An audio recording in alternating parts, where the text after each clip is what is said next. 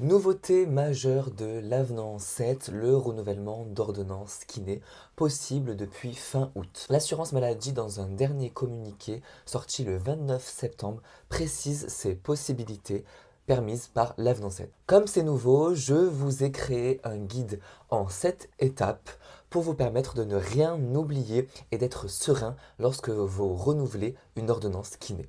C'est parti pour l'étape numéro 1, vérifier le cadre. 3 points à respecter, il ne doit pas y avoir d'indication contraire du médecin, ça doit être la prescription initiale kiné et cette prescription doit dater de moins d'un an.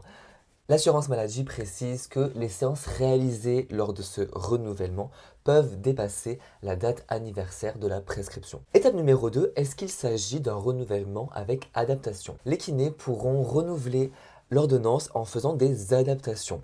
On peut adapter soit le nombre de séances, soit le type de rééducation à faire. Étape numéro 3, qu'est-ce qu'il faut inscrire sur l'ordonnance? Le kiné inscrit sur l'ordonnance originale son identification complète, c'est-à-dire son nom, son prénom, son numéro RPPS. Il inscrit en manuscrit la notion renouvellement masseur kinésithérapeute. Si c'est une adaptation, il inscrira le nombre de séances ou le type de rééducation à effectuer, puis la date et la signature. Prochaine étape, l'étape numéro 4, transmettre. L'original sera remis au patient. Il faudra que l'ordonnance soit transmise via SCORE, c'est-à-dire vous scannerez votre ordonnance via votre logiciel de facturation comme d'habitude et vous devrez la garder 33 mois. Étape numéro 5, comment facturer les séances renouvelées? Eh bien tout simplement, vous mettrez comme numéro prescripteur un numéro spécial qui s'affiche ici et que vous pourrez retrouver sur yotera.fr si vous l'avez oublié.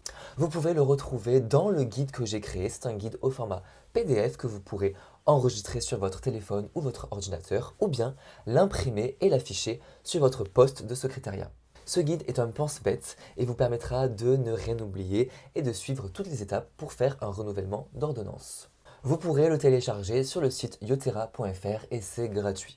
Étape numéro 6, est-ce qu'on peut facturer un bilan? Si le renouvellement tombe à échéance de facturation, de refacturation d'un bilan, eh bien vous pourrez refacturer un bilan lors de la première séance d'une ordonnance renouvelée. Vous pourrez également effectuer un bilan à la première séance si votre renouvellement modifie le type de séance, le type de rééducation à effectuer. Étape numéro 7, est-ce qu'il existe une limite au renouvellement? Le seuil des séances kiné reste celui des accords préalables. Mais alors, quels sont les garde-fous mis en place par l'avenant 7 vis-à-vis de cette nouvelle mesure?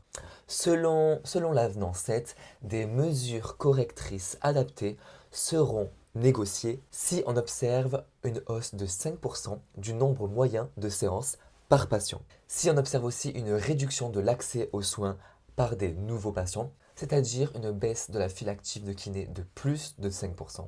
Et voilà pour ce guide en 7 étapes, j'espère qu'il vous sera utile. N'hésitez pas à me faire des retours pour que je puisse l'améliorer si besoin. Et n'hésitez pas à le télécharger sur le site yotera.fr.